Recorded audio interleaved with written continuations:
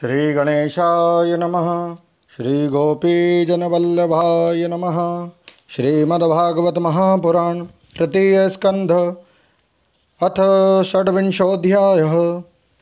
महदादि भिन्न भिन्न तत्वों की उत्पत्ति का वर्णन। श्री भगवान ने कहा, माताजी, अब मैं तुम्हें प्रकृति आदि सब तत्वों के अलग अलग लक्षण बतलाता हूँ।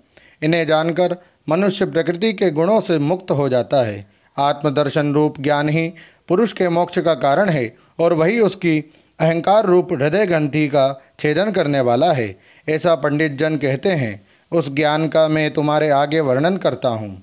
ये सारा जगत जिससे व्याप्त होकर प्रकाशित होता है वह आत्मा ही पुरुष है।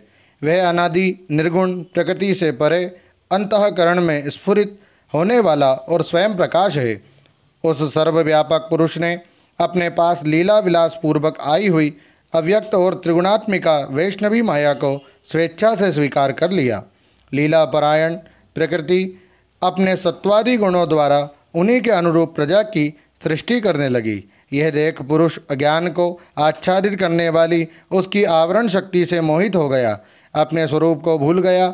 इस प्रकार अपने से भिन्न प्रकृति को ही अपना स्वरूप समझ लेने से पुरुष प्रकृति के गुणों द्वारा किए जाने वाले कर्मों में अपने को ही कर्ता मानने लगता है। इस कर्तृत्व अभिमान से ही अकर्ता, स्वाधीन, साक्षी और आनंद स्वरूप पुरुष को जन्म मृत्यु रूप बंधन एवं परतंत्रता की प्राप्ति होती है। कार्य रूप शरीर, कारण रूप इंद्रिय तथा कर्ता रूप इंद्रियाधिष्ठात्र देवताओं में पुरुष जो अपनेपन का आरोप कर लेता है, उसमें पंडित जन प्रकृति को ही कारण मानते हैं तथा वास्तव में प्रकृति से परे होकर भी जो प्रकृतिस्थ हो रहा है उस पुरुष को सुख दुखों के भोगने में कारण मानते हैं। देवहूति ने कहा, पुरुषोत्तम, इस विश्व के स्थूल सूक्ष्म कार्य जिनके स्वरूप हैं तथा जो इसके कारण हैं, उन प्रकृति और पुरुष का लक्षण भी आप मुझसे कहिए। श्री भगवान ने कहा, जो त्रिगुणात्मक, अव्यक्त, नित्य और कार्य कारण रूप हैं तथा स्वयं निर्विशेष होकर भी संपूर्ण विशेष धर्मों का आश्रय है, उस प्रधान नामक तत्वों को ही प्रकृति कहते हैं। 5 महाभूत, 5 तन्मात्रा, 4 अंतःकरण और 10 इंद्रियां, इन 24 तत्वों के समूह को विद्वान लोग प्रकृति का कार्य मानते हैं। पृथ्वी, जल, तेज, वायु और आकाश, ये 5 महाभूत हैं। गंध, रस, रूप, स्पर्श, शब्द, ये 5 तन्मात्रा हैं, तन्मात्रा माने गए हैं। श्रोत्र, त्वचा, चक्षु, रसना, नासिका, वाक, पाणी, पाद, उपस्थ और पायु, ये 10 इंद्रियां हैं। मन, बुद्धि, चित्त और अहंकार, इन 4 के रूप में एक ही अंतःकरण अपनी संकल्प, निश्चय, चिंता और अभिमान रूपा 4 प्रकार की वृत्तियों से लक्षित होता है। इस प्रकार तत्वज्ञानी पुरुषों ने सगुण ब्रह्म के सन्निवेश स्थान इन 24 तत्वों की संख्या बतलाई है। इनके सिवा जो काल है वे 25वां तत्व है। कुछ लोग काल को पुरुष से भिन्न तत्व न मानकर पुरुष का प्रभाव अर्थात ईश्वर की संहार कारिणी शक्ति बताते हैं, जिससे माया के कार्य रूप देहादि में आत्म तत्व का अभिमान करके अहंकार से मोहित और अपने को कर्ता मानने वाले जीव को निरंतर भय लगा रहता है। मनुपुत्री, जिनकी प्रेरणा से गुणों की साम्यावस्था रूप निर्विशेष प्रकृति में गति उत्पन्न होती है, वास्तव में वे पुरुष रूप भगवान ही काल कहे जाते हैं। इस प्रकार जो अपनी माया के द्वारा सब प्राणियों के भीतर जीव रूप से और बाहर काल रूप से व्याप्त है, वे भगवान ही 25वें तत्व हैं। जब परम पुरुष परमात्मा ने जीवों के अदृष्टवश क्षोभ को प्राप्त हुई संपूर्ण जीवों की उत्पत्ति स्थान रूपा अपनी माया में चित्शक्ति रूप वीर्य स्थापित किया, तो उससे तेजो में महत्त्व उत्पन्न हुआ। लक, लय, विक्षेप आदि रहित तथा जगत के अंकुर रूप इस महत्त्व ने अपने में स्थित विश्व को प्रकट करने के लिए अपने स्वरूप को आच्छादित करने वाले प्रलयकालीन अंधकार को अपने ही तेज से पी लिया। जो सत्वगुण में स्वच्छ, शांत और भगवान की उपलब्धि का स्थान रूप चित्त है, वही महत्त्व महतत्व है और उसी को वासुदेव कहते हैं। जिसे अध्यात्म में चित्त कहते हैं उसी को अधिभूत में महतत्व कहा जाता है। चित्त में अधिष्ठाता क्षेत्रज्ञ और उपास्य देव वासुदेव है। इसी प्रकार अहंकार में अधिष्ठाता रुद्र और उपास्य देव संकर्षण हैं। बुद्धि में अधिष्ठाता ब्रह्मा और उपास्य देव प्रद्युम्न है तथा मन में अधिष्ठाता चंद्रमा और उपास्य देव अनिरुद्ध है। जिस प्रकार पृथ्वी आदि अन्य पदार्थों के संसर्ग से पूर्व जल अपनी स्वाभाविक फेन तरंगादि रहित अवस्था में अत्यंत स्वच्छ, विकार शून्य एवं शांत होता है, उसी प्रकार अपनी स्वाभाविकी अवस्था की दृष्टि से स्वच्छत्व, अविकारित्व और शांतत्व की वृत्तियों से रहित चित्त का लक्षण कहा गया है। तदनंतर भगवान की वीर्य रूप चित्त शक्ति से उत्पन्न हुए महतत्व के विकृत होने पर उससे क्रिया शक्ति प्रधान अहंकार उत्पन्न हुआ। वह वैकारिक तेजस और तामस भेद से 3 प्रकार का है। उसी से क्रमशः मन, इंद्रियों और पंच महाभूतों की उत्पत्ति हुई। इस भूत, इंद्रिय और मन रूप अहंकार को ही पंडित जन साक्षात संकर्षण नामक सहस्त्र सिर वाले अनंत देव कहते हैं। इस अहंकार का देवता रूप से कर्तृत्व, इंद्रिय रूप से कारणत्व और पंचभूत रूप से कार्यत्व लक्षण है तथा सत्वादि गुणों के संबंध से शांतत्व, घोरत्व और मूढ़त्व भी इसी के लक्षण हैं। उपर्युक्त 3 प्रकार के अहंकार में से वैकारिक अहंकार के विकृत होने पर उससे मन हुआ, जिसके संकल्प विकल्पों से कामनाओं की उत्पत्ति होती है। यह मनस्तत्व ही इंद्रियों के अधिष्ठाता अनिरुद्ध के नाम से प्रसिद्ध है। योगी जन शरतकालीन नीलकमल के समान श्याम वर्ण वाले इन अनिरुद्ध जी की शनै शनै मन को वशीभूत करके आराधना करते हैं। साध्वी फिर तेजस अहंकार में विकार होने पर उससे बुद्धि तत्व उत्पन्न हुआ वस्तु का स्फुरण रूप विज्ञान और इंद्रियों के व्यापार में सहायक होना, पदार्थों का विशेष ज्ञान करना, ये बुद्धि के कार्य हैं।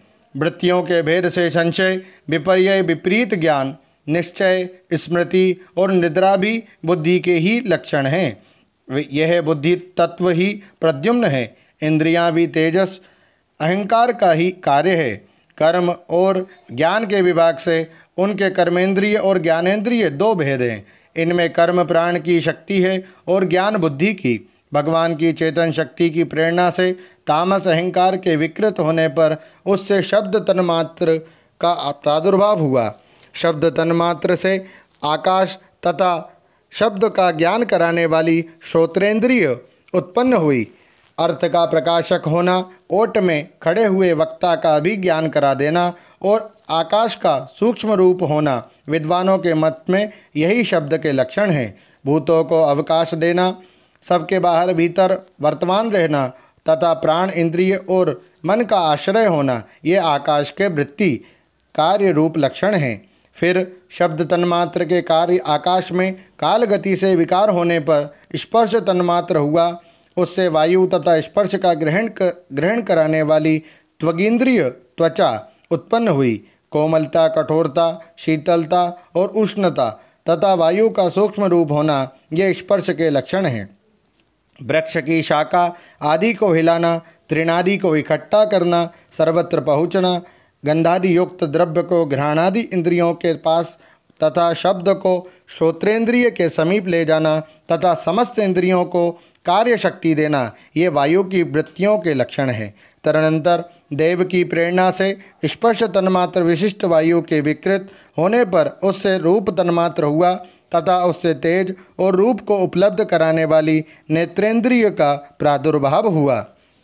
साध्वी वस्तु के आकार का बोध कराना, गौण होना, द्रव्य के अंग रूप से प्रतीत होना, द्रव्य का जैसा आकार, प्रकार और परिमाण आदि हो उसी रूप में उपलक्षित होना तथा तेज का स्वरूपभूत होना, ये सब रूप तन्मात्र ही की वृत्तियां हैं।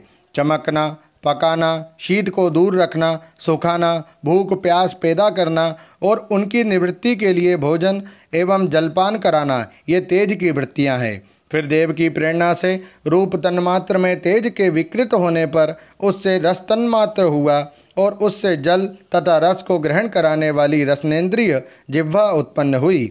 रस अपने शुद्ध स्वरूप में एक ही है, किंतु अन्य भौतिक पदार्थों के संयोग से वह कसेला, मीठा, तीखा, कड़वा, खट्टा और नमकीन आदि कई प्रकार का हो जाता है। गीला करना, मिट्टी आदि को पिंडाकार बना देना, तृप्त करना, जीवित रखना, प्यास बुझाना, पदार्थों को मृदु कर देना, ताप की निवृत्ति करना और कूपादि में से निकाल लिए जाने पर भी वहाँ बार बार पुनः प्रकट हो जाना, ये जल की वृत्तियाँ हैं। इसके पश्चात दैव प्रेरित रस स्वरूप जल के विकृत होने पर उससे गंध तन्मात्र हुआ और उससे पृथ्वी तथा गंध को ग्रहण कराने वाली घ्राणेन्द्रिय प्रकट हुई। गंध एक ही है, तथापि परस्पर मिले हुए द्रव्य भागों की न्यूनाधिकता से वह मिश्रित गंध, दुर्गंध, सुगंध, मृदु, तीव्र और अम्ल, खट्टा आदि अनेक प्रकार का हो जाता है। प्रतिमादि रूप से ब्रह्म की साकार भावना का आश्रय होना, जल आदि कारण तत्वों से भिन्न किसी दूसरे आश्रय की उपेक्षा किए बिना ही स्थित रहना, जल आदि अन्य पदार्थों को धारण करना, आकाश आदि का अवच्छेदक होना, घटाकाश, मठाकाश आदि वेदों को सिद्ध करना तथा परिणाम विशेष से संपूर्ण प्राणियों के स्त्रीत्व, पुरुषत्व आदि गुणों को प्रकट करना, यह पृथ्वी के कार्य रूप लक्षण हैं। आकाश का विशेष गुण शब्द जिसका विषय है वह श्रोत्रेंद्रिय है। वायु का विशेष गुण स्पर्श जिसका विषय है वह त्वगिंद्रिय है। तेज का विशेष गुण रूप जिसका विषय है वह नेत्रेंद्रिय है। जल का विशेष गुण रस जिसका विषय है वह रसनेन्द्रिय है। और पृथ्वी का विशेष गुण गंध जिसका विषय है उसे घ्राणेन्द्रिय कहते हैं। वायु आदि कार्य तत्वों में आकाश आदि कारण तत्वों के रहने से उनके गुण भी अनुगत देखे जाते हैं। इसलिए समस्त महाभूतों के गुण शब्द, स्पर्श, रूप, रस और गंध केवल पृथ्वी में ही पाए जाते हैं। जब महत्त्व, अहंकार और पंचभूत ये 7 प्रकार 7 तत्व परस्पर मिल ना सके, पृथक पृथक ही रह गए, तब जगत के आदि कारण श्री नारायण ने काल, अदृष्ट और सत्वादि गुणों के सहित उनमें प्रवेश किया। फिर परमात्मा के प्रवेश से क्षुब्ध और आपस में मिले हुए उन तत्वों से एक जड़ अंड उत्पन्न हुआ। उस अंड से इस विराट पुरुष की अभिव्यक्ति हुई। इस अंड का नाम विशेष है। इसी के अंतर्गत श्रीहरि के स्वरूपभूत 14 भुवनों का विस्तार है। ये चारों ओर से क्रमशः एक दूसरे से 10 गुने जल, अग्नि, वायु, आकाश, अहंकार और महत्त्व इन 6 आवरणों से घिरा हुआ है। इन सब के बाहर 7वां आवरण प्रकृति का है। कारण में जल में स्थित उस तेजोमय अंड से उठकर उस विराट पुरुष ने पुनः उसमें प्रवेश किया और फिर उसमें कई प्रकार के छिद्र किए। सबसे पहले उसमें मुख प्रकट हुआ, उससे वाक इंद्रिय और उसके अनंतर वाक का अधिष्ठाता अग्नि उत्पन्न हुआ। फिर नाक के छिद्र नथुने प्रकट हुए, उनमें प्राण सहित घ्राणेन्द्रिय उत्पन्न हुई। घ्राण के बाद उसका अधिष्ठाता वायु उत्पन्न हुआ। तत्पश्चात नेत्र गोलक प्रकट हुए, उनसे चक्षु इंद्रिय प्रकट हुई और उसके अनंतर उसका अधिष्ठाता सूर्य उत्पन्न हुआ। फिर कानों के छिद्र प्रकट हुए, उनसे उनकी इंद्रिय, श्रोत्र और उसके अभिमानी दिग् देवता प्रकट हुए। इसके बाद उस विराट पुरुष के त्वचा उत्पन्न हुई, उससे रोम, मूछ, दाढ़ी तथा सिर के बाल प्रकट हुए और उनके बाद त्वचा की अभिमानी औषधियाँ, अन्न आदि उत्पन्न हुई। इसके पश्चात लिंग प्रकट हुआ, उससे वीर्य और वीर्य के बाद लिंग का अभिमानी आपोदेव जल उत्पन्न हुआ। फिर गुदा प्रकट हुई, उससे अपान वायु और अपान के बाद उसका अभिमानी लोकों को भयभीत करने वाला मृत्यु देवता उत्पन्न हुआ। तदनंतर हाथ प्रकट हुए, उनसे बल और बल के बाद हस्तेंद्रिय का अभिमानी इंद्र उत्पन्न हुआ। फिर चरण प्रकट हुए, उनसे गति गमन की क्रिया और फिर पादेंद्रिय का अभिमानी विष्णु देवता उत्पन्न हुआ। उसी प्रकार जब विराट पुरुष के नाड़ियाँ प्रकट हुई तो उनसे रुधिर उत्पन्न हुआ और उससे नदियाँ हुई। फिर उसके उदर पेट प्रकट हुआ, उससे क्षुधा पिपासा की अभिव्यक्ति हुई और फिर उदर का अभिमानी समुद्र देवता उत्पन्न हुए। तत्पश्चात उसके हृदय प्रकट हुआ हृदय से मन का प्राकट्य हुआ, मन के बाद उसका अभिमानी देवता चंद्रमा हुआ, फिर हृदय से ही बुद्धि और उसके बाद उसका अभिमानी ब्रह्मा हुआ, तत्पश्चात अहंकार और उसके अनंतर उसका अभिमानी रुद्र देवता उत्पन्न हुआ। इसके बाद चित्त और उसका अभिमानी क्षेत्रज्ञ प्रकट हुआ। जब ये क्षेत्रज्ञ के अतिरिक्त सारे देवता उत्पन्न होकर भी विराट पुरुष को उठाने में असमर्थ रहे तो उसे उठाने के लिए क्रमशः फिर अपने अपने उत्पत्ति स्थानों में प्रविष्ट होने लगे। अग्नि ने वाणी के साथ मुख में प्रवेश किया, परंतु इससे विराट पुरुष ना उठा। वायु ने घ्राणेन्द्रिय के साथ नासा छिद्रों में प्रवेश किया, फिर भी विराट पुरुष ना उठे। सूर्य ने चक्षु के सहित नेत्रों में प्रवेश किया, तब भी विराट पुरुष ना उठा।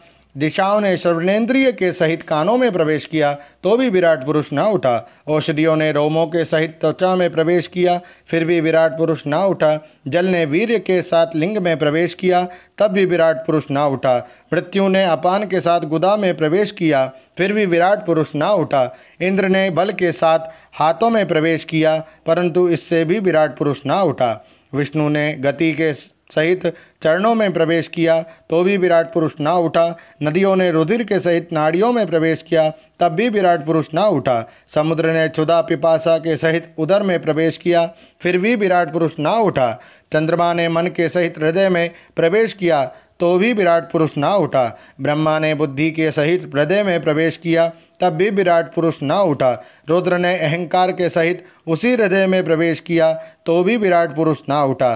किंतु जब चित्त के अधिष्ठाता क्षेत्रज्ञ ने चित्त के सहित हृदय में प्रवेश किया, तो विराट पुरुष उसी समय जल से उठकर खड़ा हो गया। जिस प्रकार लोक में प्राण, इंद्रिय, मन और बुद्धि आदि चित्त के अधिष्ठाता क्षेत्रज्ञ की सहायता के बिना सोए हुए प्राणी को अपने बल से नहीं उठा सकते, उसी प्रकार विराट पुरुष को भी क्षेत्रज्ञ परमात्मा के बिना नहीं उठा सके। अतः भक्ति, वैराग्य और चित्त की एकाग्रता से प्रकट हुए ज्ञान के द्वारा उस अंतरात्मा स्वरूप क्षेत्रज्ञ को इस शरीर में स्थित जानकर उसका चिंतन करना चाहिए। ओम नमो भगवते वासुदेवाय। श्रीमद्भागवते महापुराणे पारमहंस्यां संहितायां तृतीय स्कंधे कापिलेये तत्वसमाम्नाये षड्विंशोऽध्यायः। श्रीराधाकृष्णार्पणमस्तु। हरये नमः, हरये नमः, हरये नमः। जय श्री राधे।